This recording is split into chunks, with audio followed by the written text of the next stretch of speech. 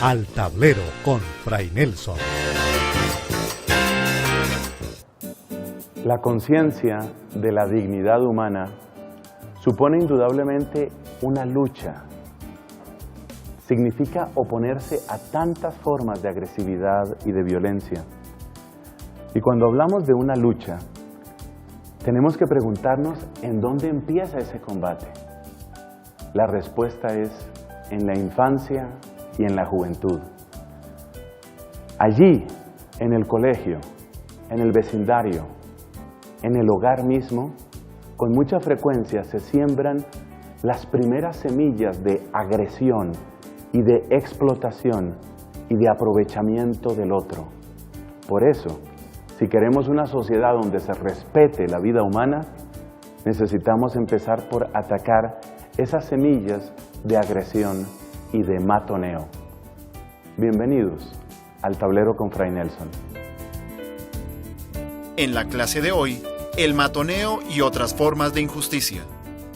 Hemos querido dedicar esta 9ª temporada de Al Tablero con Fray Nelson, aquí en Cristovisión, a la defensa de la vida humana. Y nos hemos dado cuenta de una cosa: la primera línea de defensa de la vida humana no son las leyes. Hay que trabajar, hay que luchar por un sistema legal que apoye la vida humana desde su concepción hasta su desenlace natural. Hay que trabajar por eso. Pero al mismo tiempo, hay que entender que la primera línea de defensa de la vida humana no son las leyes. La primera línea de defensa son las convicciones. Y yo quisiera que empezáramos nuestro programa de hoy haciendo una clara distinción entre esas dos realidades, las leyes y las convicciones. Las leyes son aquellas piezas legislativas que después de larga discusión resultan aprobadas o desechadas en los parlamentos. Así, por ejemplo, en Colombia, la Cámara de Representantes, el Senado de la República, tienen que dar su aprobación para que algo llegue a ser ley. Finalmente se necesita también la sanción del presidente de la República. Esas son las leyes. Pero antes de las leyes están las convicciones, porque los legisladores no son robots. Ellos están respondiendo a las expectativas de quienes los han elegido y además están pensando con su propia cabeza, están utilizando su propio discernimiento, su propia prudencia o su propia imprudencia. Por eso, la primera línea de trabajo en la defensa de la vida son las convicciones. Y las convicciones tienen que ver con las creencias, tienen que ver con la educación, tienen que ver con el ambiente, tienen que ver con la fe o la falta de fe de las personas. Por eso, en la defensa de la vida humana, no solamente tenemos que empeñarnos en lograr que las cámaras legislativas, que los parlamentos aprueben o desaprueben una cosa o la otra. Necesitamos crear cultura. Y crear cultura es impregnar la familia, el ambiente educativo, la atmósfera social de aquellos valores que quedan tan profundamente arraigados, aquellos valores que llegan a constituir un verdadero núcleo de convicciones. Esas convicciones son las que luego se van a convertir en las nuevas expectativas de las personas que eligen a los legisladores. Entonces, lo que queremos es que los legisladores del futuro defiendan la vida mucho más, mucho más que los legisladores actuales.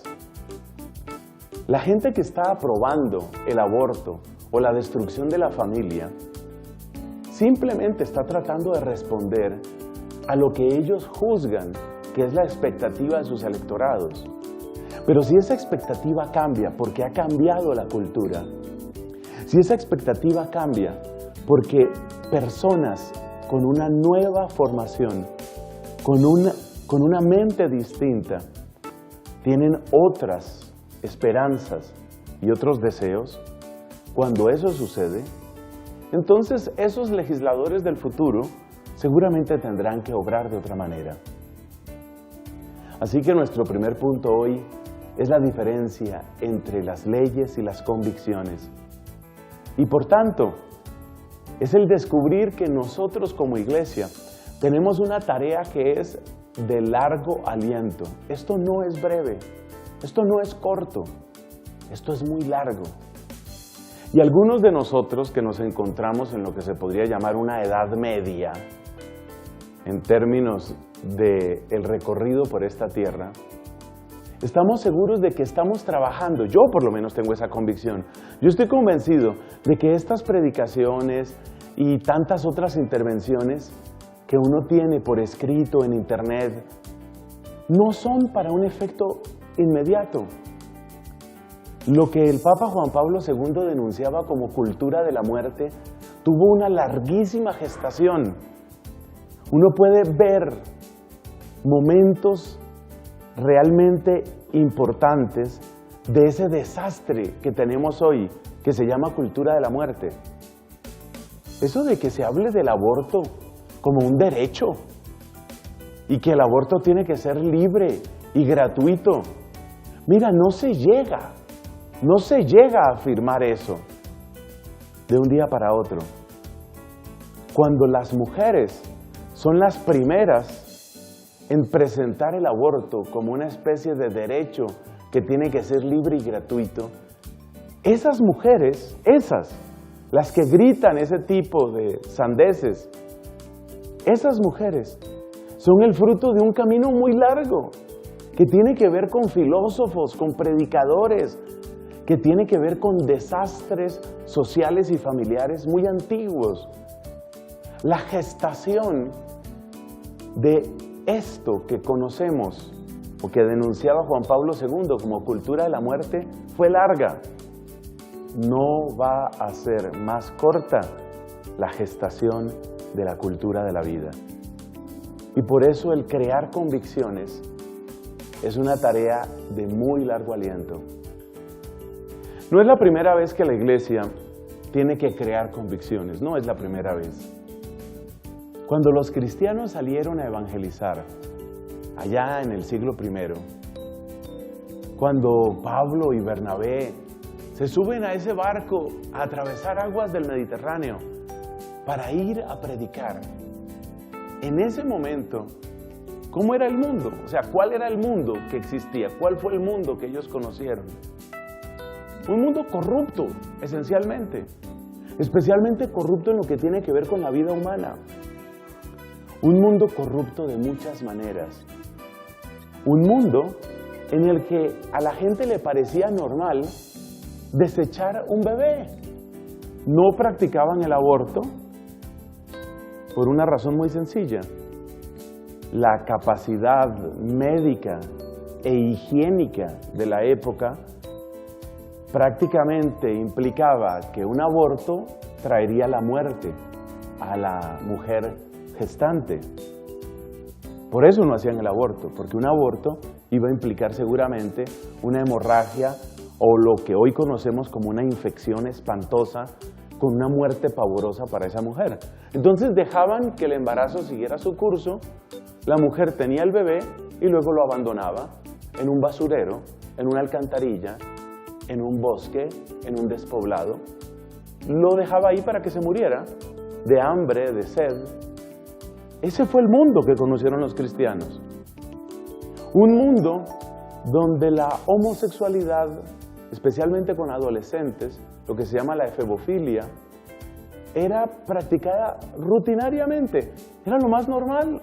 En el interior de los hogares se veía como la cosa más normal. Había esclavos en muchas familias del mundo grecorromano, había esclavos que tenían como parte de su tarea ayudar en esa especie de iniciación sexual, que por supuesto era una corrupción pavorosa, especialmente para los varones. Ese fue el mundo de los cristianos. Ahí fue donde empezaron a predicar. Y ellos no empezaron por decir, mira, tenemos que cambiar las leyes del Imperio Romano. Ellos empezaron a crear comunidades. Y cuando en una comunidad una persona escucha el Evangelio de Jesús, y cuando en una comunidad una persona conoce el amor de Dios, y cuando en una comunidad una persona sabe lo que vale la sangre de Cristo, y sabe que esa sangre es por el perdón de sus pecados, entonces la persona empieza a valorar su cuerpo. Y cuando una persona empieza a valorar su cuerpo y su vida, entonces también valora el cuerpo del otro. Entonces ya sabe que ese bebé que lleva en el vientre no es simplemente una cosa de la que hay que deshacerse. Es que el lenguaje que hoy se utiliza, por ejemplo, en términos del aborto, no es un lenguaje muy distinto del que tenían aquellos paganos en el siglo I. Mira, la Iglesia Católica ya ha vivido esto antes. No tenemos que espantarnos, no tenemos que asustarnos, no tenemos que retroceder. Esto ya lo hemos vivido. Esta pelea ya la hemos dado. Simplemente hay que aprender de cómo se dio en el pasado. ¿Qué hicieron los cristianos para quitar la esclavitud? ¿Qué hicieron los cristianos para superar esa escandalosa propagación del divorcio y de todo tipo de desórdenes en la familia, especialmente desórdenes sexuales? ¿Qué hicieron para vencer eso? Crear comunidades. Allí donde la gente descubre lo que vale el cuerpo humano, la mujer sabe que no es un juguete. Y ahí entiende que ella y el cuerpo de él, del hombre, no son entretenimiento. Imagínate en ese mundo pagano. Imagínate lo que siente una persona de esas que desde temprana edad ha visto su cuerpo y su sexo como entretenimiento. Imagínate lo que siente el día en el que, bueno, vamos a leer una carta que nos ha enviado el hermano Pablo. San Pablo. Vamos a leer la carta que nos ha enviado. A ver, ¿qué dice? ¿Qué dice esta vez? A ver, siéntense todos. Vamos a escuchar la carta que nos mandó Pablo. Y empieza Pablo a contar y a decir cosas y cosas. Y por ahí en una parte dice, el cuerpo de ustedes es templo del Espíritu. El día que la persona oye eso y entiende un poquito de lo que es un templo y un poquito de lo que es el Espíritu Santo, ese día se le acaban las ganas de jugar con su cuerpo.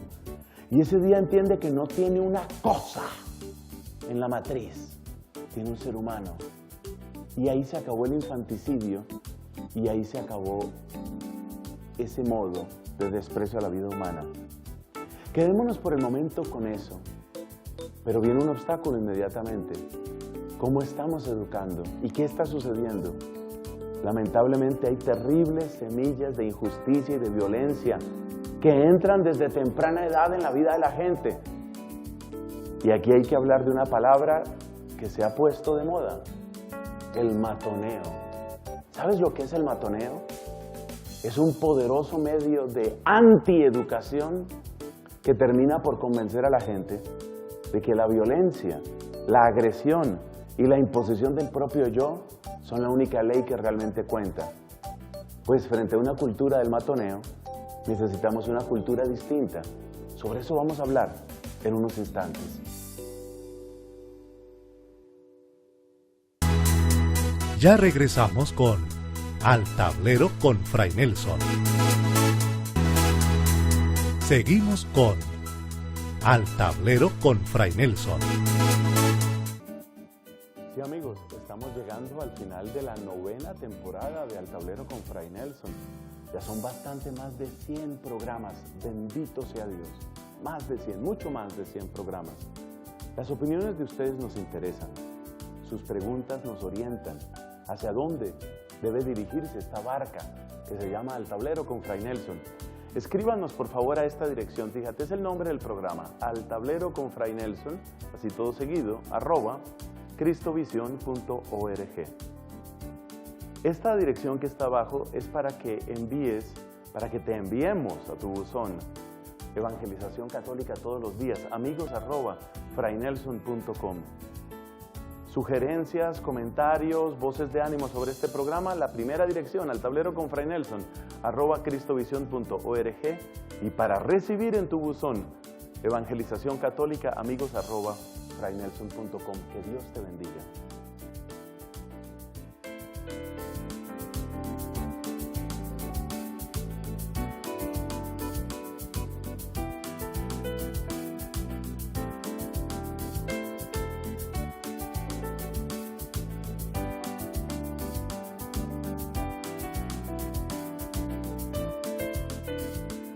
Estimado Padre, quiero solicitarle el favor de explicarme cuál es el proceso para un sacerdote de la Iglesia Ortodoxa incardinarse a la Iglesia Romana. Muchas bendiciones.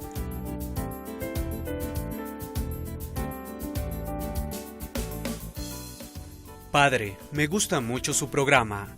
Pienso que usted nos enseña a defender nuestra fe. Yo tengo que defenderme de los protestantes de mi familia constantemente. Además me atacan con la famosa idolatría a la Virgen y también confundiendo a mis hijos.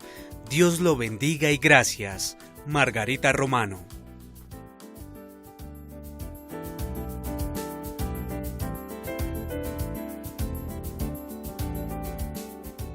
Con la palabra matoneo se quiere hacer referencia a un fenómeno social que tiene su principal presencia en el mundo infantil, adolescente, juvenil. En muchos países se utiliza la palabra matón para indicar a aquella persona que a través de la agresión, a través de la violencia verbal o incluso física, asegura una cierta posición dentro de un círculo social. El caso típico es el jefe de una pandilla.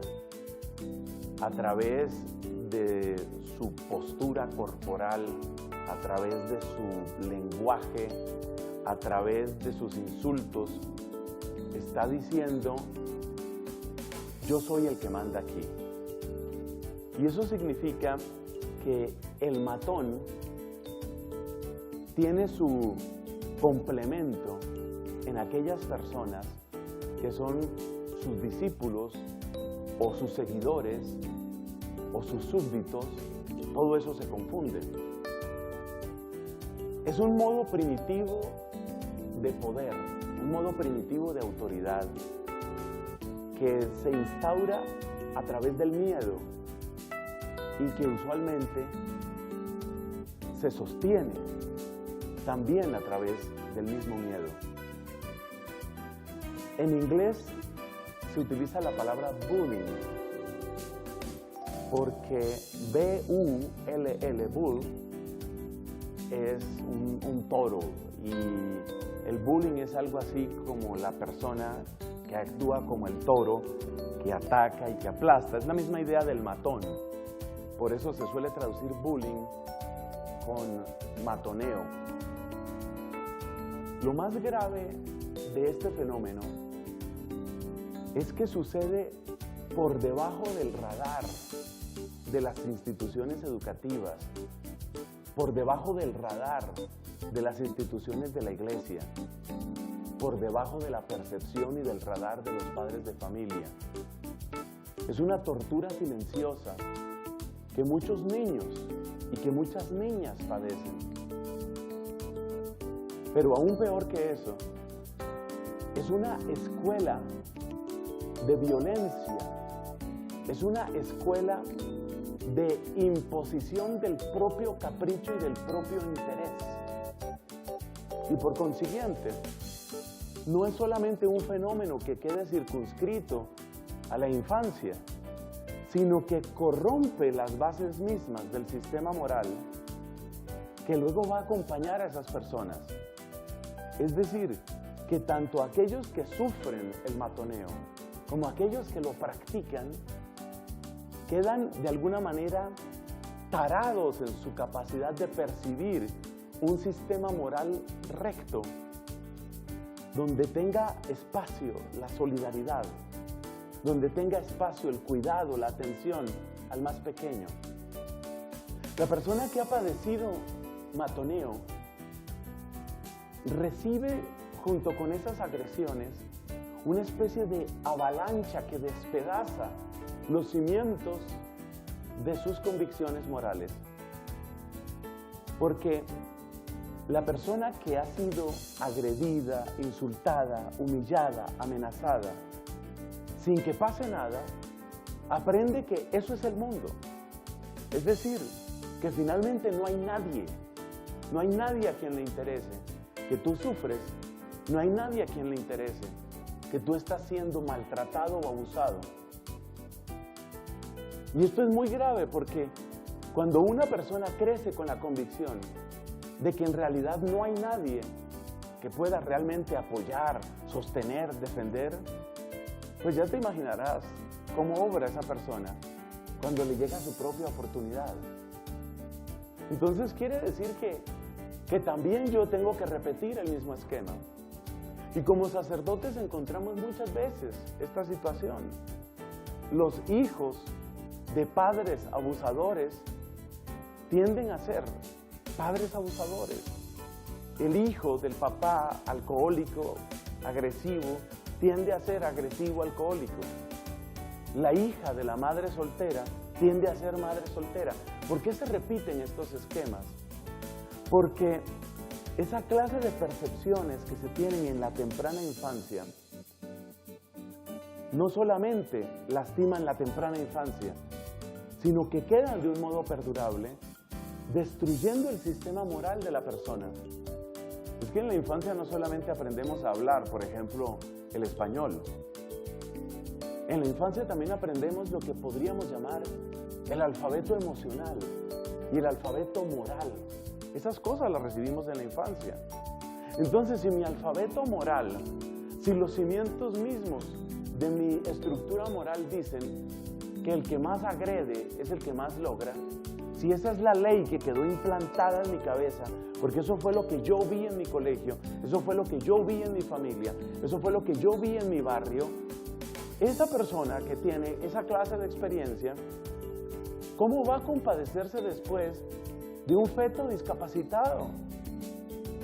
Que se acabe, que se muera, que lo rompan, que lo maten. ¿Qué tipo de compasión cabe en una vida que lo único que ha experimentado es dureza? Creo que queda suficientemente claro cuál es el tamaño de implicación de este problema. No es una anécdota triste en la vida de algunas personas, es un fenómeno sistemático que está afectando de una manera pavorosa a millones y millones de niñas y de niños en sus familias, en sus lugares de vivienda, en sus colegios. Para luchar contra el matoneo, aquí tenemos 3 planteamientos. Primero, lo que ya hemos explicado. Están bien las leyes, pero las convicciones son mayores que las leyes. Son más importantes las convicciones que las leyes. Y en este sentido, tenemos que declararnos todos en estado de discipulado. En la conferencia de Aparecida, nuestros obispos hablaban de una iglesia en estado de misión, pero también nos dijeron que todos éramos discípulos y misioneros. Yo creo que así como la iglesia tiene que declararse en estado de misión, todos en la iglesia, de hecho en la sociedad, tenemos que declararnos en estado de discipulado, en estado de aprendizaje. Porque en el conocimiento de estas realidades, óiganme bien, padres de familia, los últimos que suelen enterarse de que su hija está siendo maltratada verbal o físicamente en el colegio suelen ser los papás, son los últimos. Todo el mundo sabe y los papás no saben. Por eso los papás necesitan reeducarse en sus convicciones. Creer vanamente que el hijo que no tiene problemas, lo dije mal, creer vanamente que el hijo que no pone problemas es el hijo que no tiene problemas, es uno de los peores errores que cometen los papás y es uno de los espacios amplios que se le dejan al matoneo en nuestra cultura. Cuando un papá cree, mi hija no pone problemas, luego mi hija no tiene problemas, te estás equivocando. Probablemente tu hija no te pone problemas porque te tiene tanto miedo a ti como le tiene miedo a la compañera que la humilla, a la profesora que la maltrata, a la vecina o al vecino que la mantiene amenazada y que probablemente ya está abusando de ella, de su cuerpo, por ejemplo, de su dignidad. Entonces hay que educarnos en las convicciones, hay que tener mucho cuidado con esto. Te lo repito por última vez, no pienses que el niño que no pone problemas es un niño que no tiene problemas. Ahí hay que educarse. Segundo, esta frase es del Papa Francisco: el tiempo es superior al espacio. Y mucha gente dice que es una frase demasiado abstracta. Está en la exhortación apostólica Evangelii Gaudium, que él promulgó en noviembre del año 2013. Lo que nos quiere decir el Papa es que nuestra lucha no tiene que ser en primer lugar por asegurar espacios. Nuestra lucha tiene que ser por asegurar procesos. Porque cuando uno pretende asegurar simplemente espacios, probablemente uno está repitiendo la misma lógica de los matones. En esta casa las reglas son estas y punto. Eso te da una sensación de seguridad. Te da la impresión de que tu casa es un espacio libre de problemas. Pero ¿cómo están los procesos de maduración, de diálogo, de dolor, de temor? El Papa nos invita a quitar la arrogancia de los que pretenden asegurar espacios inmaculados y a entrar todos en procesos en los que reconocemos que necesitamos educarnos y aprender. Y por último, hay que creer que la escucha es mayor que la agresión. Como tengo un hermano que es psicólogo y tengo muchos amigos psicólogos y pedagogos, y en mi propia comunidad, bendito sea Dios, también hay una gran dedicación a la educación. Puedo decir que he estado rodeado de esta experiencia. El niño que agrede, el niño que permite ser agredido, necesitan en primer lugar ser escuchados. Una agresión es algo antinatural. Una agresión es la consecuencia de algo. Entonces, ¿qué hay detrás del niño agresor? Muchas veces hay una familia marcada por la violencia. ¿Qué hay detrás de una agresión? No es simplemente decir, con mi hijo no se meta. Hay que ver qué está sucediendo en esa historia. ¿Qué está sucediendo en el corazón y en la vida del niño que permite ser agredido? ¿Qué está sucediendo en la niña que permite que la traten de cualquier manera? Muchas chiquitas permiten humillaciones y permiten maltratos porque están tratando de lograr alguna aceptación en un grupo de amigas. Algunas no quieren quedarse sin ese grupo de amigas, incluso si hay maltrato, incluso si hay burla.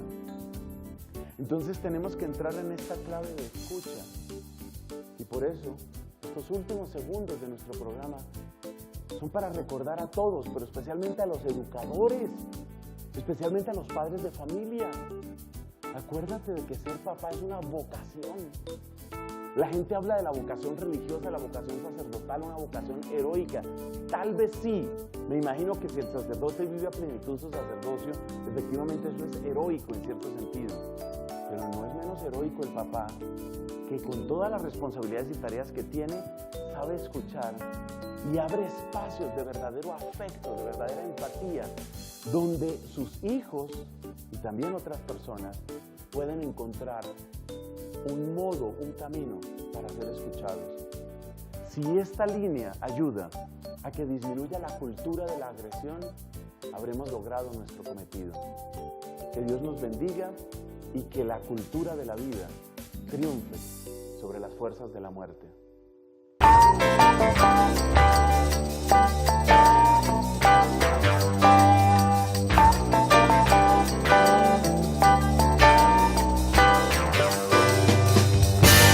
Al tablero con Fray Nelson.